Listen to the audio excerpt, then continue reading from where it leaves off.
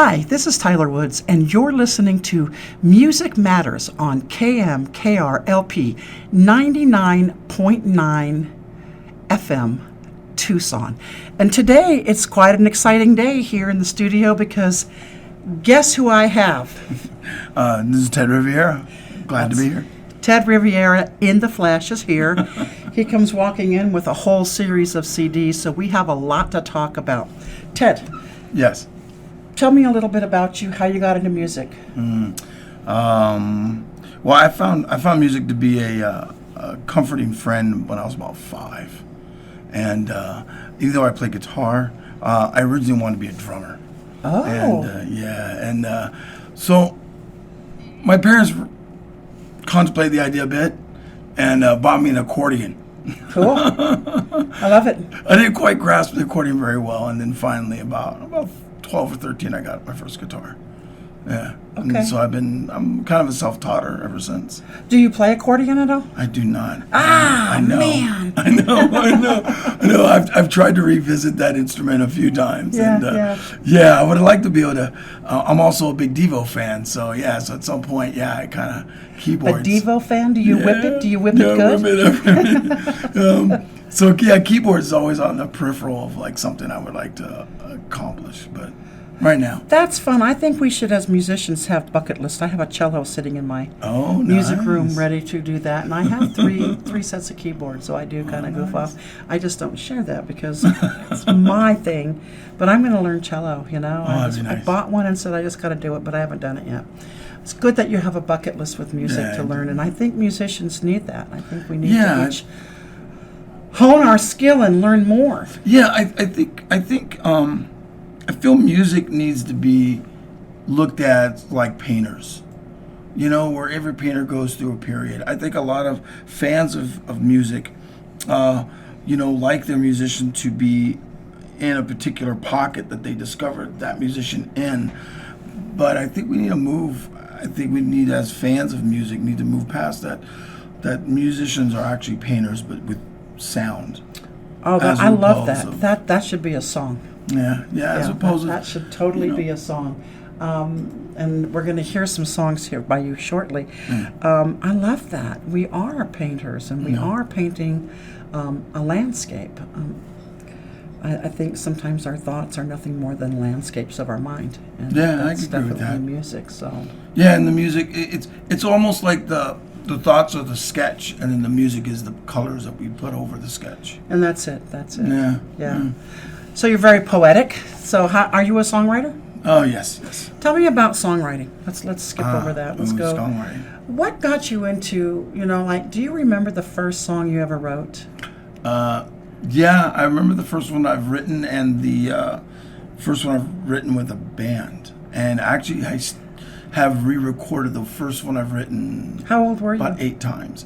I was roughly in my 20s. The one I wrote with the real band. I wrote lyrics before, but they always just seemed like poems more than they did music. But applying the music, yeah. My first song I wrote, I was 11. Oh, and I was playing in bands by the time I was 12. Oh, wow. I'm jealous. Yeah. Don't be. Because, as a kid, you get disappointed a lot, and it's very frustrating. But well, I'm glad you stayed. I mean, I have a daughter, and for her birthday, her 14th birthday, we brought her up on stage, and she learned a song with us, and she played with us on stage. Awesome. And she still doesn't play. She did mariachi all through high school, junior high and high school, but it never stuck. Yeah. Well, and that's just the thing is, I'm the only musician on for sure my whole one side of my family, and I think pretty much on the other side too. Oh, wow. My grandfather was a musician. He played banjo and organ and guitar and harmonica. Wow. He never mastered them. But he would at least attempt. So and 14 is still young, so you never know. Yeah, well, she's 30 something now, so.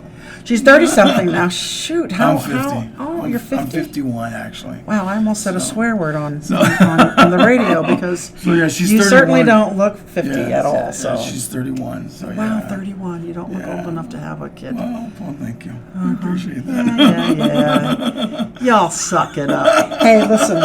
I want people to get to know why we're talking to you. All right. What's the first song that you're going to do? Let's do a song about you, me, and Lou Reed. And it's a song I struggled with writing for a while. I have 3 different, I guess, scraps of it. And the reason why I got into story songwriting was because of Lou Reed. And I wanted to write a story song about Lou Reed's influence that I have felt has happened to other musicians, and including musicians that I knew. And so it was a hard struggle to really write this song. So Ted Riviera. Yeah. Riviera. Yeah. Ted Riviera, You, Me, and Lou Reed.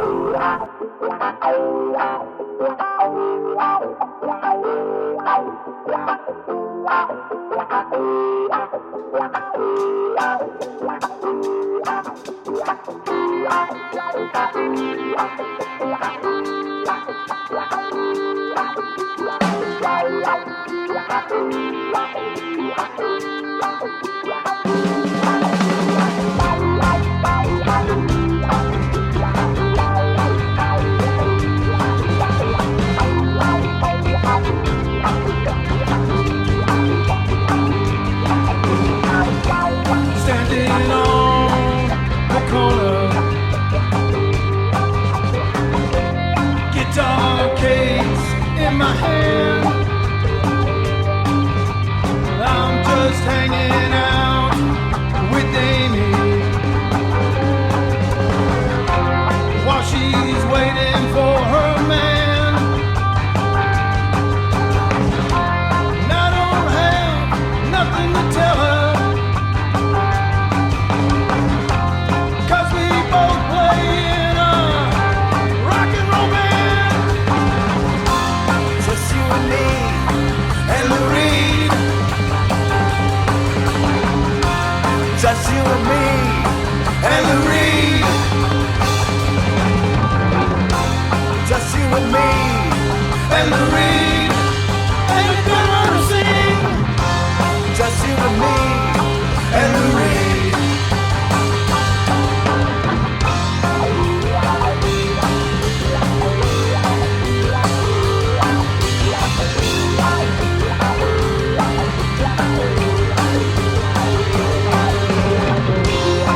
And Jay plays the bass.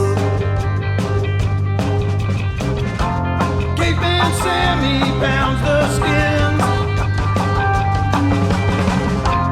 Kenny gives us the nod. And me, I forgot my line again. But it doesn't matter if the radio won't play us, 'cause we keep what we like, and this is our song. Just you and me and Lou Reed. Just you and me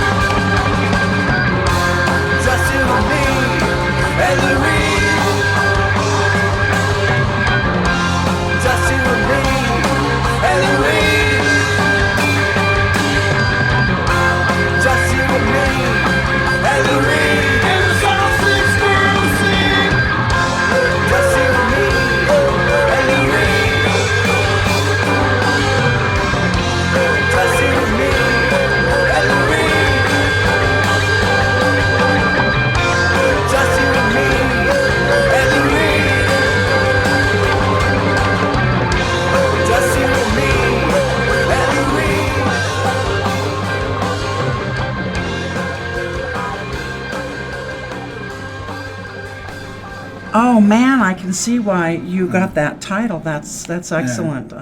Great. Yeah. Thing is going crazy. There's ghosts in the studios today. Okay. So I like that. So tell me about your style of music. Well, I've done a lot of different things. I think right now the band I'm in two of the bands I'm in right now is we call it TRGR, but it's Ted Riviera's Gunrunners, and it's basically a singer-songwriter coming from a kid that was born here in Tucson, and that's very much You were born in Tucson? Yeah, it has very much has that Tucson sound to it, that Sidewinders, San Ruby kind of sound to it. And I actually did that band, a version of this band earlier when I lived in California. It was called the 50 Percenters. Modeled after Billy Sotomayor's song, the 50 Percenter. And before that, I was an angst rock guy, and so our music was a little more different. I was reinventing the wheel. I wanted to be the guy that reinvented the wheel, and I just came back to, like I said, what I started me was listening to Lou Reed, which is 2-3 chords, and just having sound lyrics. And that's what pretty much the Gunrunners have become. And a lot of people get tripped up on the name of the band. The band is supposed to be reflective of the 1800s when they used to run supplies to the native that were standing against tyranny. And so that's what the Gunrunners means. Yeah, I never thought anything of the name personally. But that's where the name comes from. That's great. I like that. It's always interesting to figure out why people call themselves the name. Like, I play in a band called Wired, and everybody goes, well, you guys are kind of like country, bluegrass, kind of this, that. Why would you call it Wired? I mean, the strings.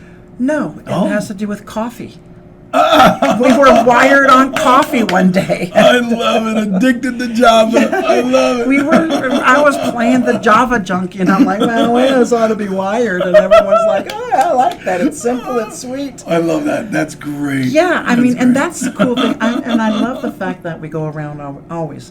Someone says a phrase to me, I'm like, that should be a band name. I mean, it's like, so you said 2 of the CDs you're with the Gunrunners. How many bands do you play in? Right now 3, but at one point I was up to 5. Okay. Like 6 years ago.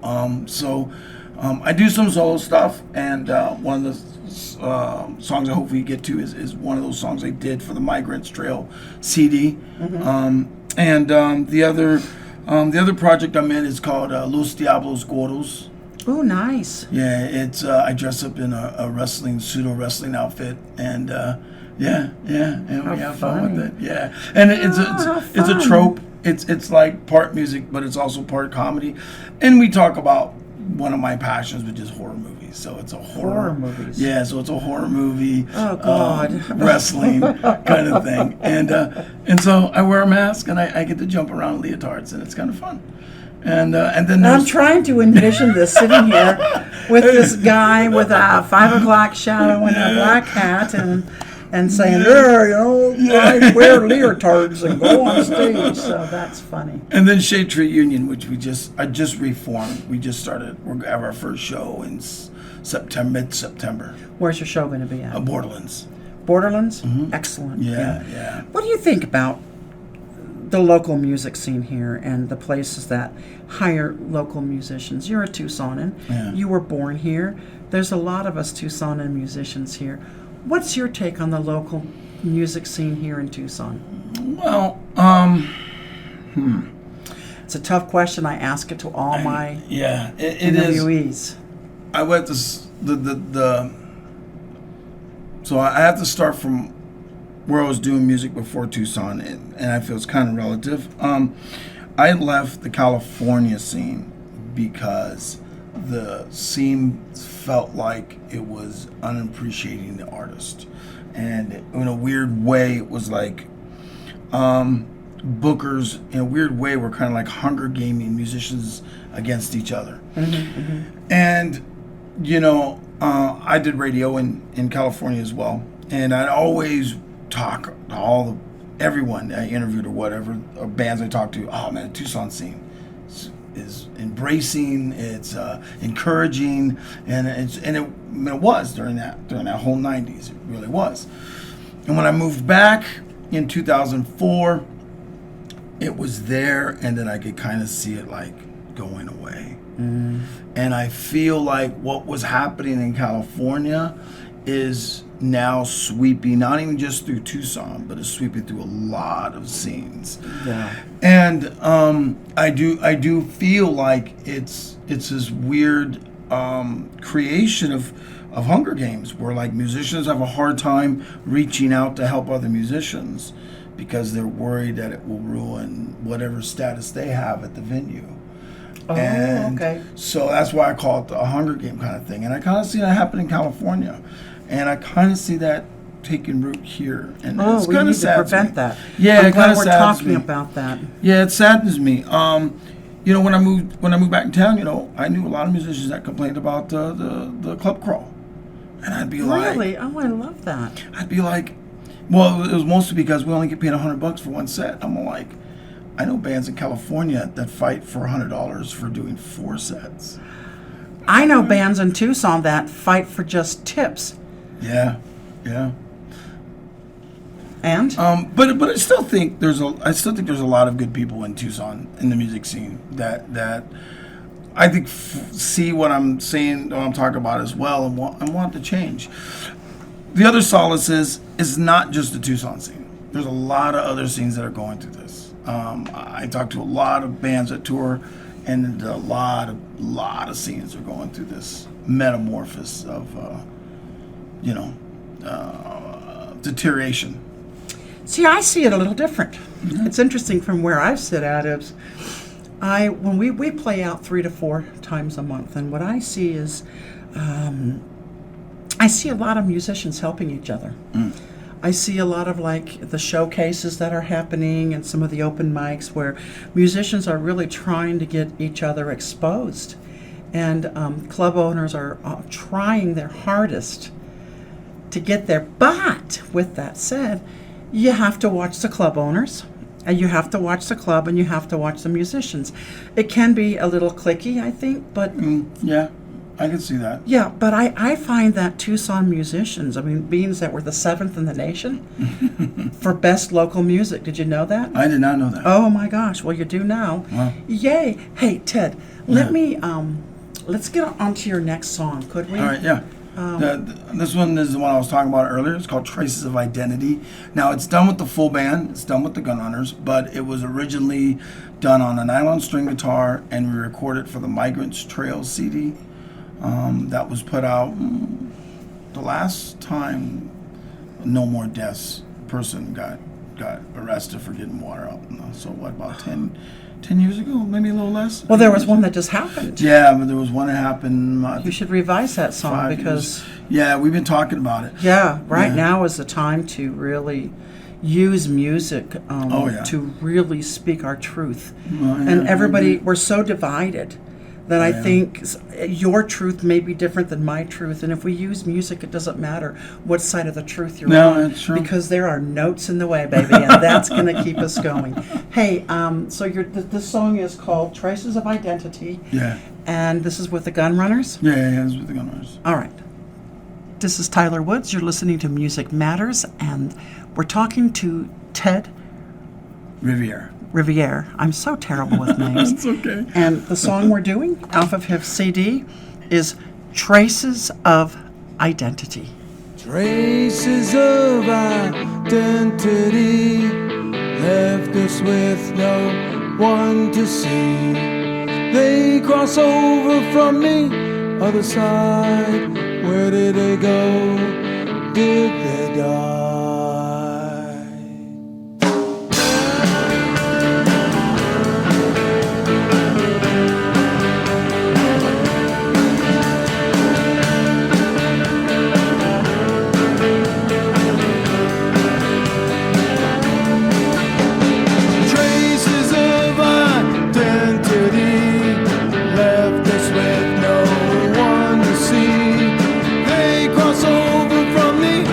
Side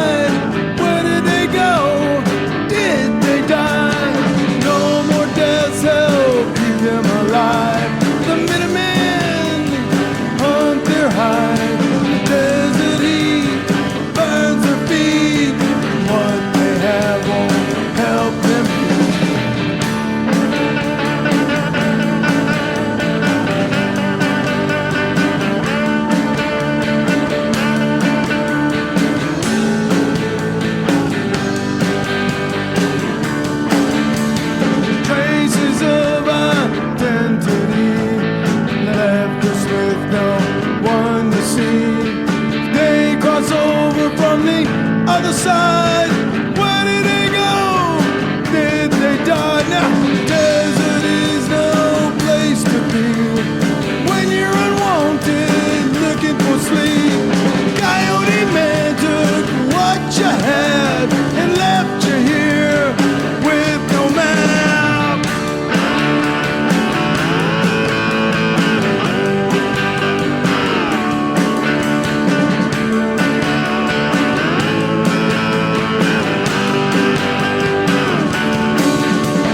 Traces of identity left us with no one to see.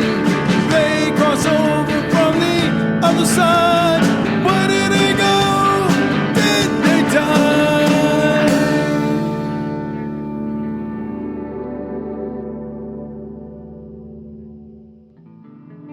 What we found under some trees is what they cherish or thought they need. Handmade things to buy some luck. Bible quotes on a foam cup.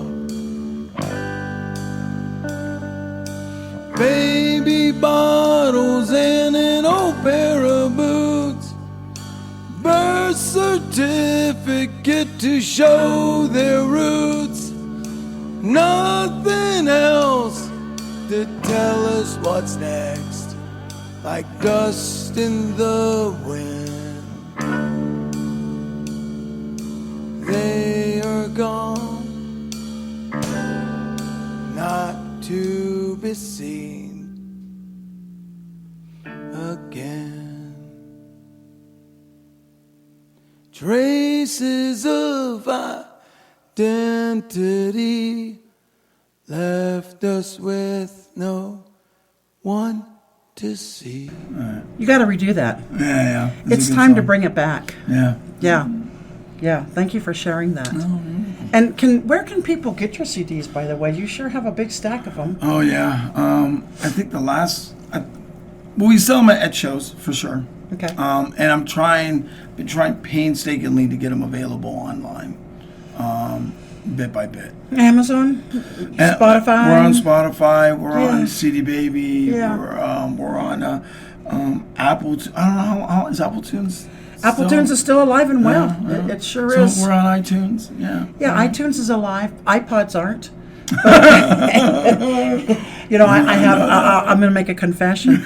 I have an iPod in my shower on a old Bose thingy, and I sing in the shower full blast. And I'm afraid to put new music on it because I don't even know if it works anymore. Oh, yeah. And I don't want to ruin my Oh, yeah. morning shower nor my morning shower. I still got thoughts. a big old iPod that I have to reset every so often. I to just- reload it. I- you know, because yeah, it's hanging on there. but And I love battery my doesn't iPod. work anymore. I have to plug it in. They I have, know that. but iPods have, or do iPods have batteries? Oh yeah, they have a battery in those. Oh, I didn't know So that. yeah, this one does not. It will only last I like just maybe charge- 2 songs. Oh, and it just- no. This dies. Well, you know, and I'm one of those things. This is a good topic we can bring up, and that is music and technology. You know, I just joined another band, so this makes 1, 2, 3, 4 now. Very nice. Honey, I'm 61 and I'm a full-time psychotherapist. Come on, I need to control my addictions here. I just love music. But what I've noticed is this: the new band was talking recently about. Well, I just put a CD out and spent time in the studio, and you pay a fortune. And all people do when you. I will take these CDs, I will rip them on my computer, and they'll go down to the radio station. Cool. I don't have room for CDs. I don't even own a CD player. So the trouble I think that happens is, you know, this new band I started up, or I didn't start it up, I just said, I want to play bass. And I forced myself in it, basically. But truly, they say, well, if we ever do a CD, we're going to put it on a little thumb drive. Oh yeah. And we'll do thumb drives because no one plays CDs. And it's like, well, And a lot of newer cars don't have CD players; they have thumb drive hookups. mine has, yeah, exactly. So What do you think about this new technology? When I first started, I recorded on a reel-to-reel, an 8-track, and a cassette player, and had my first 3-track.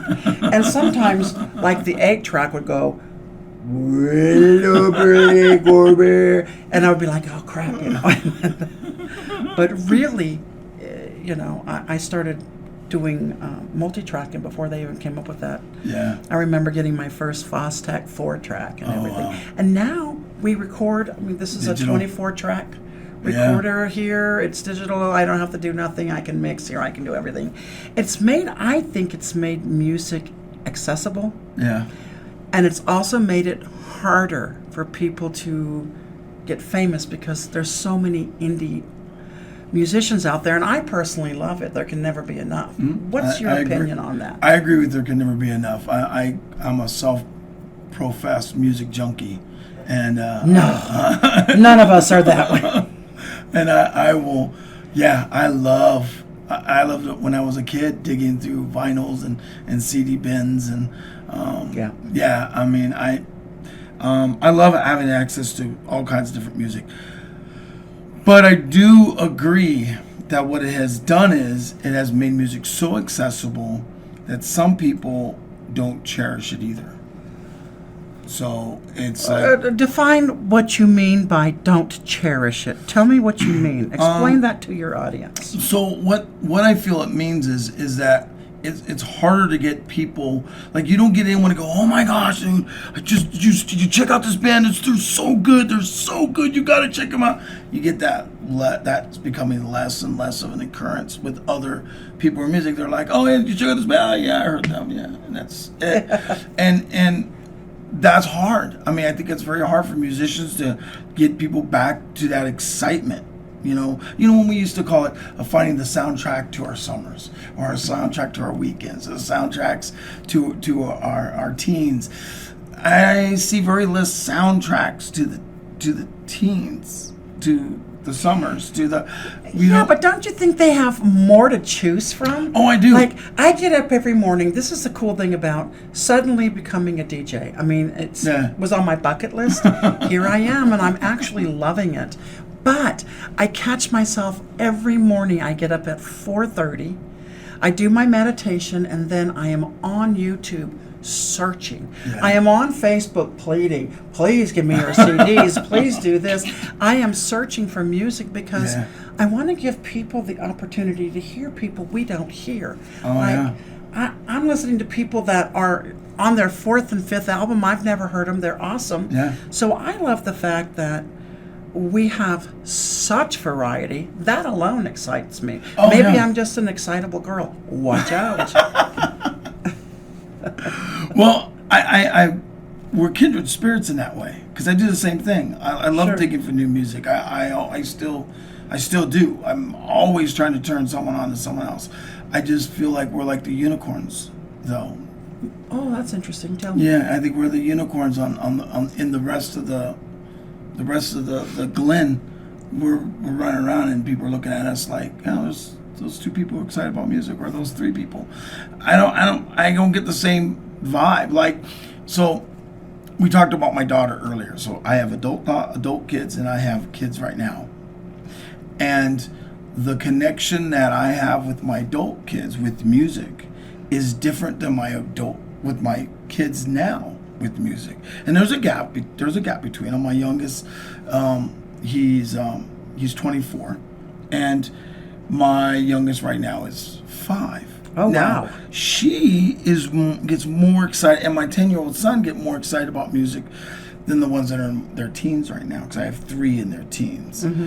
And the connection is different in the correlation with music. They just go, yeah, Dad, that song sounds nice. Yes, whatever. And then they're off and running. Whereas my other kids are like, oh, that was so cool. Like, your younger kids. Yeah. Does it have to do with their age? And my older kids were the same way. Do you think it has to do with their age? Well, because I think 5-year-olds are excitable. Oh, yeah. You would probably know that. Yeah.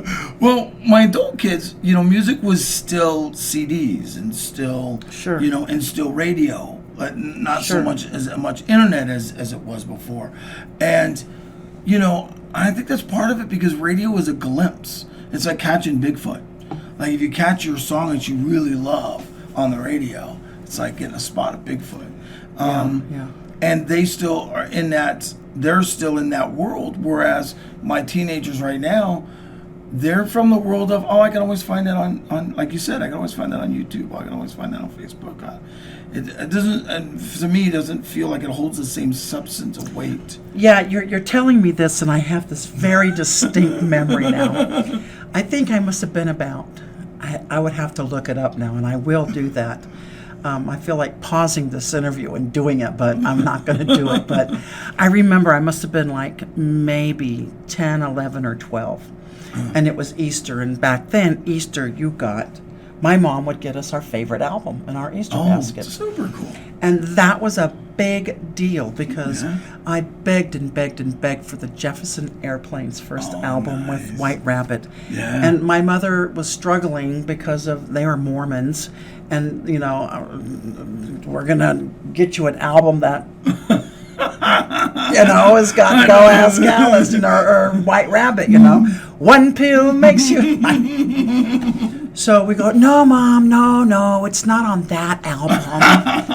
But we'd get up, and I couldn't wait, and I would just take that album and I'd wear it out. Yeah. Or I remember when Peter Frampton came out with his double album. Yeah. Oh, my God. The world wouldn't stop spinning, and the excitement is like, guess what I got, And so we don't do that anymore. No. And that's so why... I do understand now what you're saying. Yeah, and I think that's why I think the albums don't hold the weight we want them to hold. Yeah.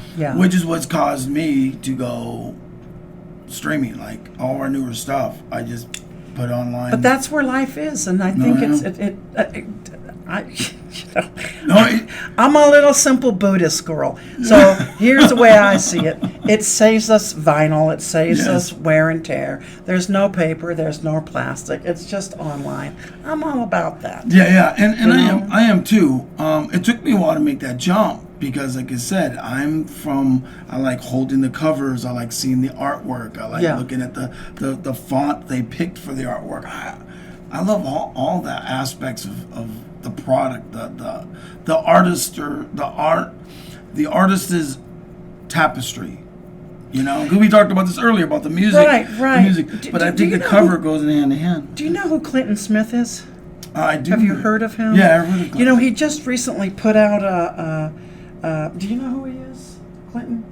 We've got another band in the studio waiting to come in, so, everybody's waiting to get on. I think me and Clinton just hooked up on Facebook. Yeah, he is great. And he believes the same thing you do, so he put out a real vinyl CD a real vinyl album. Nice. Not that anybody is, I've got one of those machines that plugs it into your thingy, but I've never honestly pulled it out of the box. What I do when it's in that drawer is I'm taking all my old songs from when I was 12 and 15 and 20 years old and converting them to MP3s. That's exciting for me. But there is something about albums. Wife got me the same thing. Isn't that great? For the same reason. I love technology. I can preserve it. And those little cassettes, you get the pen or the pencil and you try to get one more play, It's like... I think I'm going to record something that'll say, one more play. Yeah, I still got a lot of vinyls at home of bands I've played with. Yeah, that's great. Yeah. What's in the future for you, my friend? Let's see. What are we doing? So, we're trying to tour more. We try to do one every year. What's a tour? Where would you tour? Well, we went to Vegas last year. We went up to Vegas and back. This year we're going to Albuquerque at the end of September. Now, when you go to places like Albuquerque, you call it tour because you're going to go to a series of places. Yeah, there? we're going to do a series of shows. We're trying to expand them. We're trying to just try to get out more. I haven't toured like that in a while. The Gunrunners and you? Well, just me in general. You're just going to tour? Yeah. Well, no. The Gunrunners are going... Well, actually, I think this tour is going to be the Fat Devils. Fat Devils. Yeah, that's what we call Los Diablos Gordos because it translates into the Fat Devils. I hope we can keep track of you. So we do that, and we're doing it this year. We're doing Los Diablos. I just I've reached a point in my life where music I don't feel I've done enough, and I want to try to do more. Is this what you do for your living? Yeah. I mean, So you make a living doing what you love. best I can. Yeah. Best you can. Yeah. You know, I just did a show and I finished it this morning, which will air Monday. By the time you hear this interview, it'll be done over and gone. But about musicians and depression. Yeah. And it is frustrating that we can barely make a living. I ran into a young lady yesterday, and she's 18, and I said, "What are you going to be when you grow up?" And she goes, "A musician." And I said, "Let me pop your balloon right now. Go to school, go to college, get a degree." Because I thought I was going to do that. Right. And at the age of 33, after a heart attack and getting sober, I realized I didn't want to just barely make it. And I went to college and quit all music for 8 years until I got my degrees. I have a little bit of a different slant on that, if you don't mind. Okay, I would love your slant. Don't be slanted with me. I think if you're between the ages of 18 and 21, if you want to try to do music, that if you can get some gear, go in the car and give it a shot, because I have found that in my past experiences intertwining with music, that no one looks bad at you going to college at 22 or 23. Yeah, I didn't go to college until I was 33. Oh, wow. When I went to school, finally got to college, it was, like I said, it was like 23, maybe 24, but I think it was 23. Yeah. There was a lot of older students there, too, and this is where I kind of formulated my wisdom to pass on to younger musicians. Yeah. Because at around 25, the industry starts looking at you like you're too old. Oh, honey. Oh, well, I understand, but because I remember when I was in a blues rock band in California, we were trying to get signed. Oh, yeah, that's California. And they looked at us like, you might. You Well, guys, they wouldn't want to come to Tucson because most of us musicians in Tucson, we're in our 50s, 60s, and 70s. I know. Our cajon player's like in his 70s, so Right, totally. And again, I think that's a big reason why a lot of the younger Tucson musicians take off. I don't really think they should leave Tucson, though. I don't. I played with a young man, Bryce here. Rogers, remember? Yeah. Zen Salad. Guy, I met him when he was 20. He couldn't even drink, but he was playing in the bars. Yeah. I remember when he turned 21, it was a big deal. And he's determined. And I'm like, and he's on tour now over in Alaska. Yeah. But he's coming back, and I love that he's not surrendering. And I agree with you, Ted. Yeah. Our young people need to stick it out in Tucson because we're all going to start dying. Right. Well, and not only that, Face but it. you can always tour. Like, you can always travel. Well, it goes back to the accessibility thing. If you're taking advantage of technology, you can always have access to your music. You can be based. You can live in one city and base your music, where you need it to be. Well, Ted, you're an interesting creature. You really are. And I love talking to musicians, and that's I'm so glad that we've got you in here. Yeah, me too. And we're going to leave here soon. Right. Any words of wisdom you would like to depart anybody with? Well, nice. When it comes to music, I do believe that music chooses you. You don't necessarily choose music, or any art. Acting chooses you, or painting chooses. It's just something that you can't. If it chooses you, you can't get out of your system, and I don't think you should. I agree. It's a hard struggle maintaining a normal life, normal relationships, and said calling. But I think you should not give up on the calling. Well, and I think there's more and more things happening now with showcases and open mics and getting more musicians out there. And, oh, Ted, I should have turned my phone off. Yes. Oh, they're playing us out? You're playing us out. Oh, my God, we are being played out. And this is kind of like live radio, and I forgot to shut my phone off. So, and yes, that is my ringtone, Bittersweet Sympathy, which I should actually play on the radio once in a while, because it is my favorite song. So I like what you said, and I believe with the showcases and the open mics, and there are some people actually now doing some workshops. And I know Monterey Court has a thing with the youth. Oh, cool. And we have a showcase coming up at the House of Bards, and we have two, I think, 13 or 14-year-olds going to go up there very nice. and do a duet, and I guess they do alternative rock, and that should be really quite fun. Cool. So I think we need to really remember to reach out to our youth. Yeah, I mean, yes. I think it's definitely an art form we can't let go away. No, and like I said, we're all going to die. Okay, we're going to leave. Yes. Everybody's laughing, but it's true. We come here to do one thing, and that's to die, you know. Your last song. Tell me a little bit about it and what it is. About love. So, you know how, like, people... I told you earlier on that I'm a story songwriter type guy. And I used to be in this thing called The Baker's Velvet, which is... what a great name. Yeah, we called it the Poor Man's Lou Reed. We do a bunch of Lou Reed songs. Awesome. We reamp them. We trip them around. And so one of the songs that I used to do there, I used to practice at the house. My wife thought it was about her. I was like, no. So I wrote this song about love, about my wife, and it's comical. It has some funny. I don't write a lot of comical songs. It's a comical song, but it's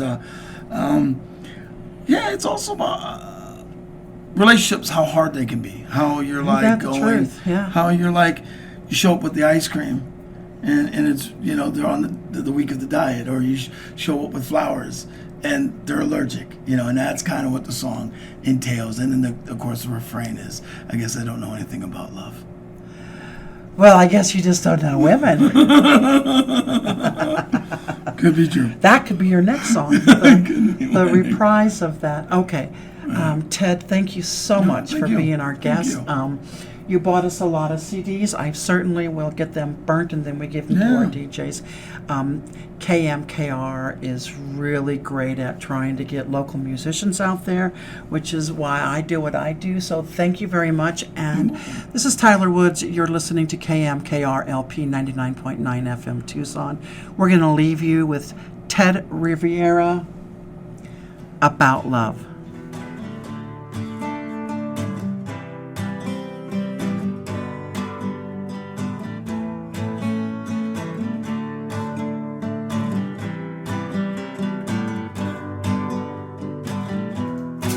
Came home, she was as blue as can be. I decided to get her favorite ice cream, hoping her frown would be erased. Instead she's yelling in my face. She says, what are you trying to do? Make me gain weight? Are you trying to make me gain weight? I guess I don't know anything about love. I guess I don't know anything about love. I guess I don't know how to lift her out of the dumps. I guess I don't know anything about love.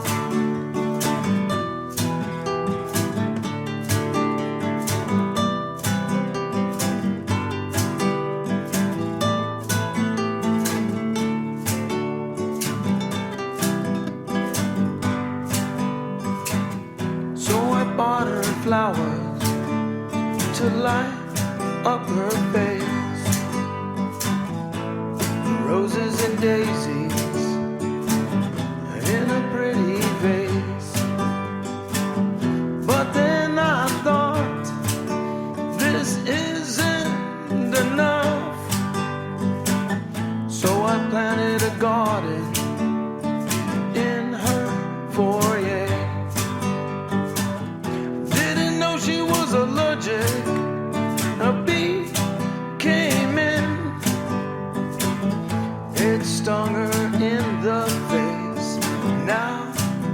disgraced. Now I'm disgraced.